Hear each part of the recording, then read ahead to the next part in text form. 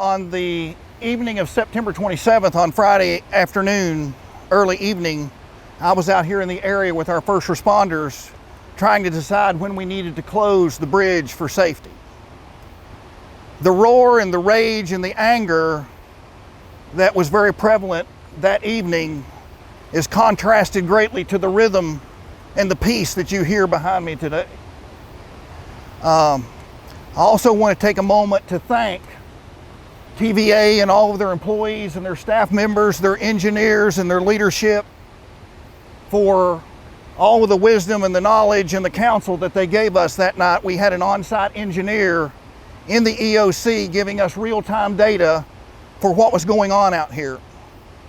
And it's because, and I don't think that anyone ever knew that actually constructed this little piece of concrete behind me, that when it stopped generating power in 1970, that it would become the guardian of the only two bridges that we were able to open within 96 hours of the flood. That assisted us greatly in our recovery and the beginning of our rebuild. So I want to thank TVA, and there's a little bit in this proclamation, and it's only fitting and proper that we call this, or that I proclaim this, the Hurricane Helene Day of Resilience. I grew up in Erwin, Tennessee, which is upstream on the Nolichucky, which was also hit really, really hard. You know, the industrial park there flooded. We lost several folks in the flooding that associated with it. So, and I grew up on this river.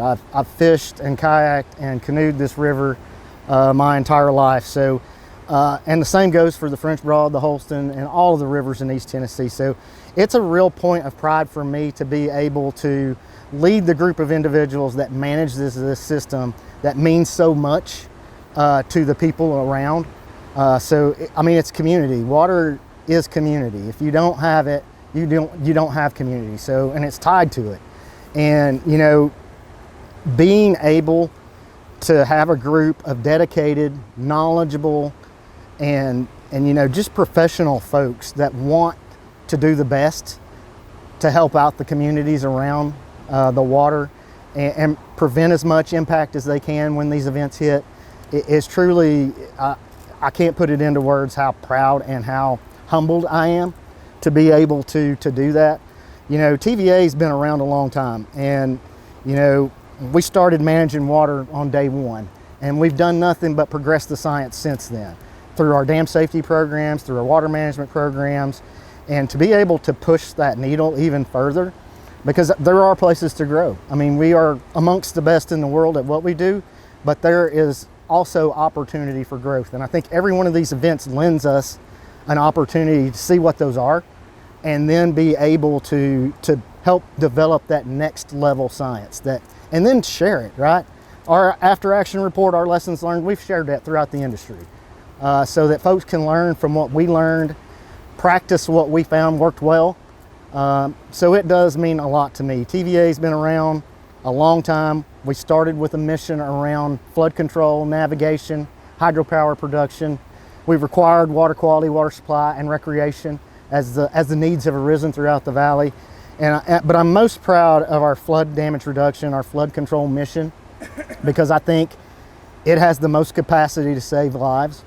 And so we've been really successful. We've averted over $10 million and 10 billion, let me say that again, 10 billion with a B, dollars in structural damages since TVA's inception. And just during Helene, we were able to avert over $400 million in damages downstream through our operations throughout the entire system. So places like Elizabethton, Tennessee, Clinton, Tennessee, Lenoir City, Tennessee, Chattanooga, even as far down as South Pittsburgh, were we able to reduce the levels, keep it out of people's homes, out of their businesses, and avert, like I said, $406 billion were in structural damages, not to mention all of the, you know, the livelihoods that go on within that. That doesn't count like loss of business, loss of tourism, loss of other financial impacts. So I think it's a huge benefit to the folks that live in this 41,000 square mile watershed to have somebody that looks at river management in a comprehensive and systematic approach so that we can create the most good for the most folks.